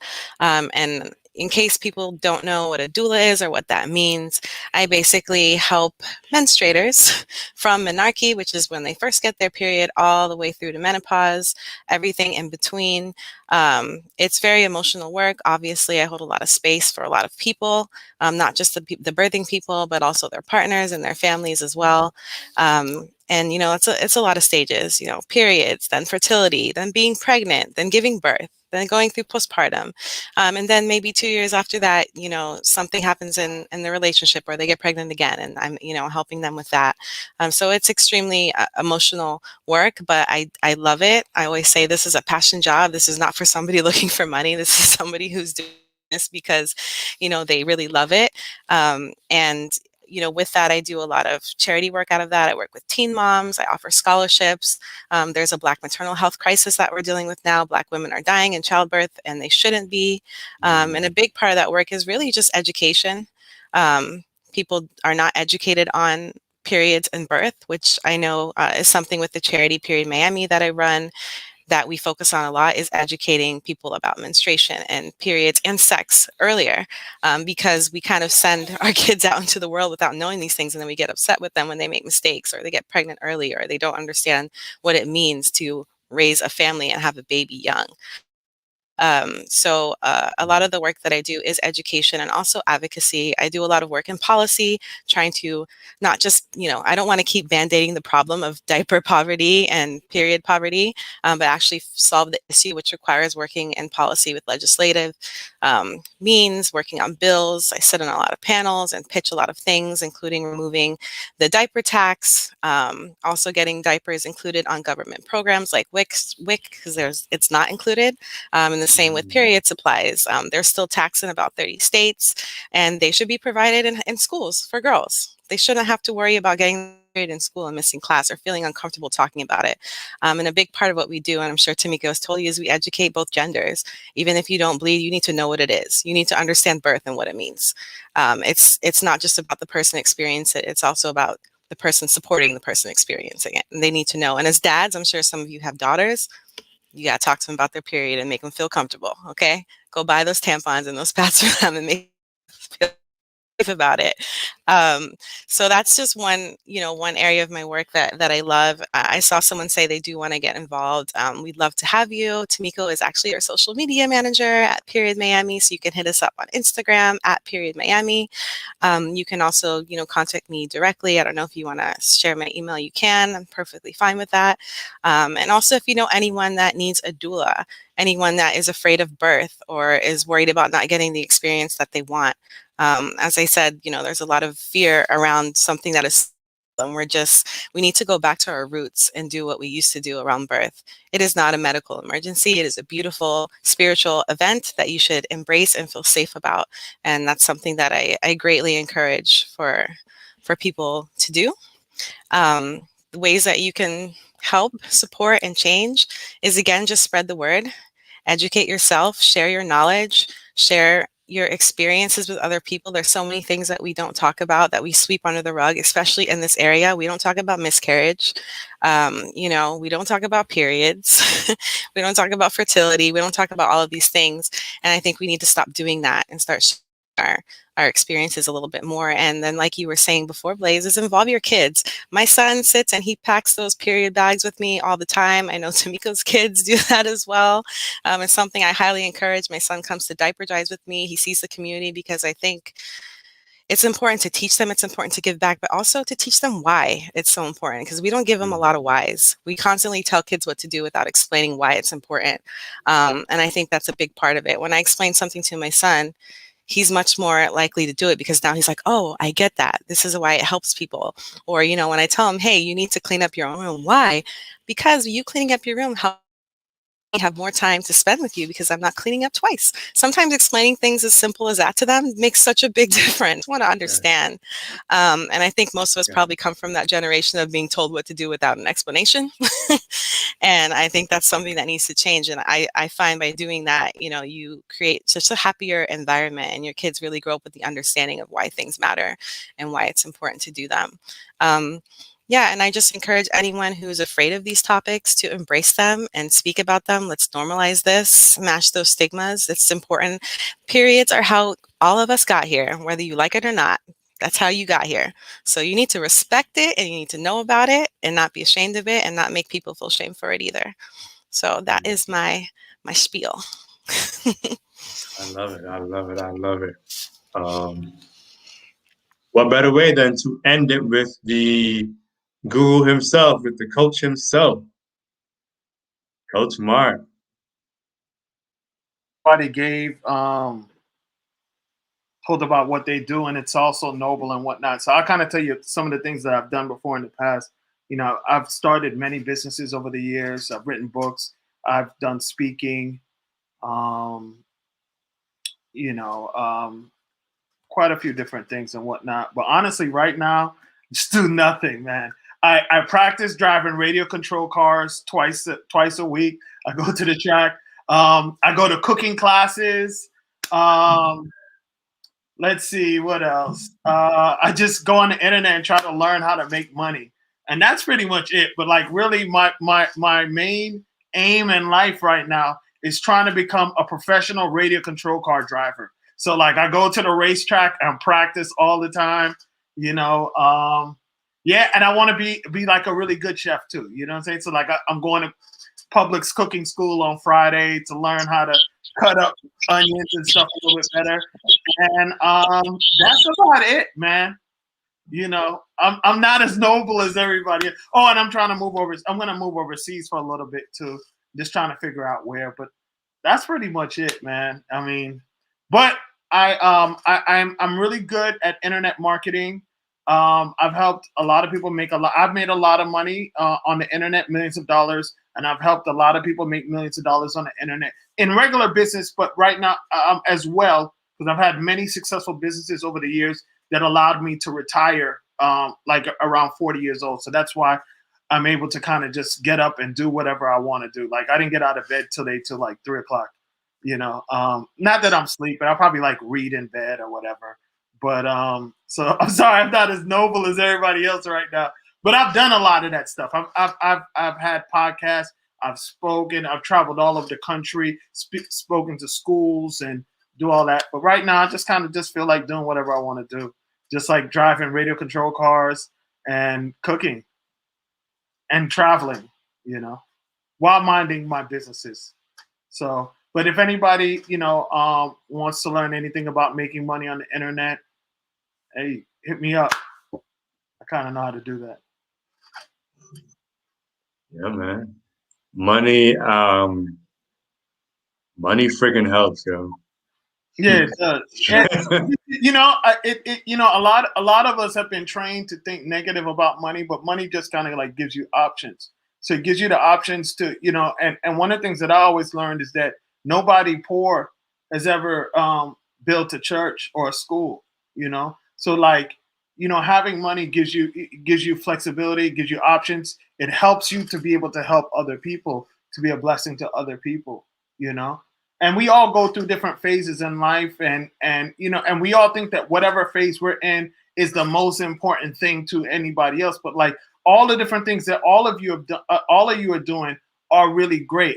And it pains me when I see people think that like whatever they're on, so like they may be, and I've been like this before, they may be on fitness, or their focus might be on money, and they think that whatever anybody else is doing is unimportant, and only what they're doing, everybody should be on that. And again, you got to realize that everybody be on what they be on, and you got to let them, you know what I'm saying? And it's okay, because everybody just can't be on the same thing all at the same time. So everything that everybody in doing, like one person was talking about, they work with the kids. One, lady said she works with people that's having kids and periods and all that.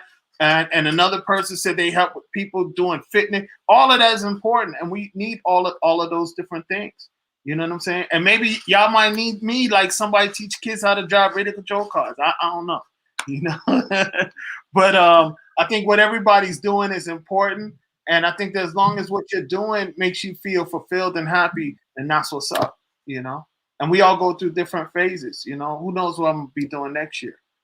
I might be in another country helping kids do whatever next year, But like for this year, this is what I'm on right now. I'm trying to learn how to cook like Benihana, you know what I'm saying, and drive them radio control cars. That's what I'm on this year.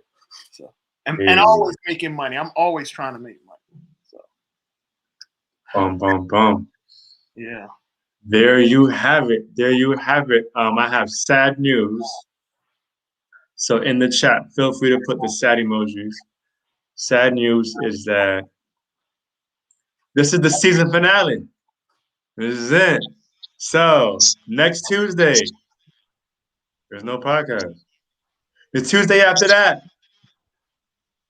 no podcast. The Tuesday after that, no podcast. All right, I'm taking a break. Maybe during this break, I might go with Mark to Africa. I might invest in a remote control car. I might learn how to chop up veggies with my vegan self. I don't know. But much needed rest for me to get my mind right. But the good news is that season 2 is coming. All right, season 2 is coming. So stay tuned in the fall for season 2 with different guests and different themes and a whole bunch of things, right? But for right now, during the summer, enjoy your summer. All right, go on vacations. Be safe. Don't live in fear with this whole COVID thing. Enjoy life. Enjoy the journey. Find ways to get involved in your community, right? And live by example, man. Practice what you preach. Straight up. I'd like to thank everybody here. I want to give a special shout out to Iman. She had to leave a little bit early. Being a mom, it is what it is, right? Being a parent. So, but I want to thank her as well for coming, for representing Kind Academy, which is another option to give kids education and maybe things that they don't learn in public school. Right? So shout out to Iman and Kind Academy. You can check them out on their Instagram and on their website as well, kindacademy.com, and on Instagram, kind_academy. Again. Right. Again, big shout out to Coach Mark, to Mr. Dean Berry, to who I call Suwu in the Peach, B. Job Iceberg, Brandon Todd, Nikki D, Kenny D. Where's Kenny G? I know that was lame. This right here is community, and we're making a difference. So you listening, you're making a difference. Or if you feel like you're not, you can. You actually can make a difference. Never feel like what you do is insignificant or it's too small or it's minute. It is making a difference. So continue what you're doing. Continue to grow. Continue to be a better person. I posted this quote the other day on my social media that the better or the more you get to know yourself is the less you take the actions of others personal. All right. Everybody be on what they be on, right? So don't take it personal. They have their own perspective, their own experiences. And sometimes it's nothing to do with you. It's just them. It's how they see life at that point in that season, right?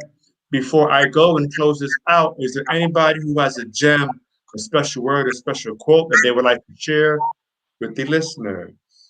I'd like to say something. Shout out to Tomiko, I think it is. She said, Coach Mark for president. I think that's going to be in my next phase of life. You know what I'm saying? After I conquer the radio control car world and the cooking world, I might go back to Jamaica and become president or actually the prime minister, you know? So, and then also too, Sophia, I hope I'm saying your name right, called me a chief. Maybe I'll become like a chief of a tribe, you know, who knows what's in store. And that's the thing, that's the amazing thing about life is that you never know where it's going to take you, you know?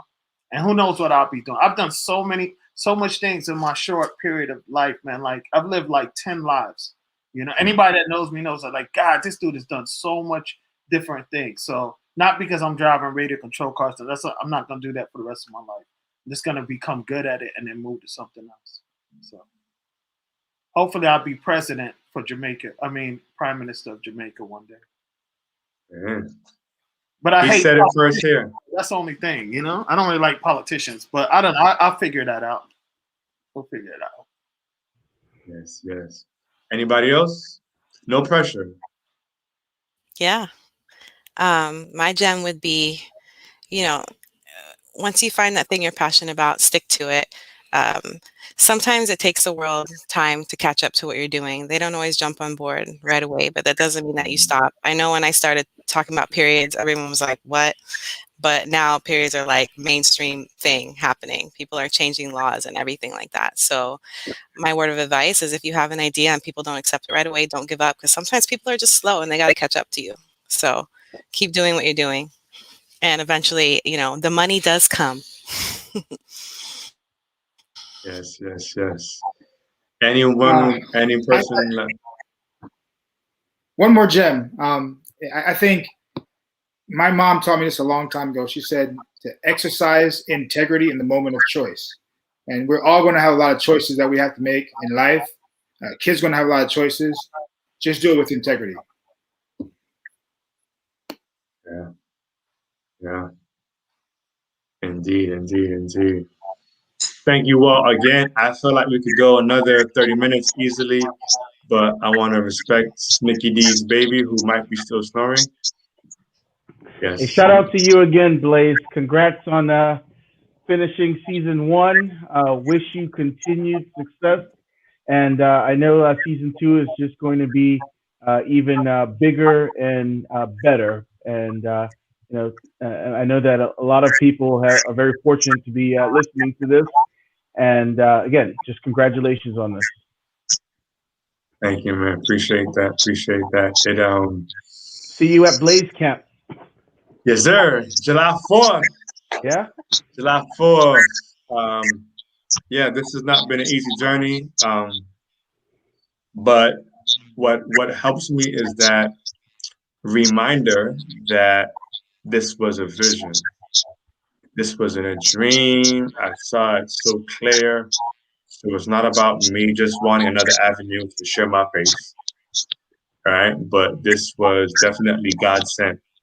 So I'm just walking in obedience. And I know that this is season 1 of many. So season 2 is definitely on the horizon, is definitely coming bigger and better. And I would like to see all of you, all right, back in some point, in some capacity, whether we're doing virtual, online, whether we're doing events in person, right, as the world is shifting. And any of you, if you want me to partner with you on anything, or to go over ideas or promote or share anything, any events you have coming up, any of that, you're part of our community. So I would be more than happy to help. All right. With that said, thank you all to my guests who have been rocking with us since October. My loyal listeners, to those who watch the video, to those who are too cool to watch the video and only hear the audio the next day, all of y'all. I love all of y'all, and I really thank all of you just for believing in me and just listening to me ramble, as I do many times. All right. This is season 1 of the BLAZETHELION podcast. Everybody here, peace and love.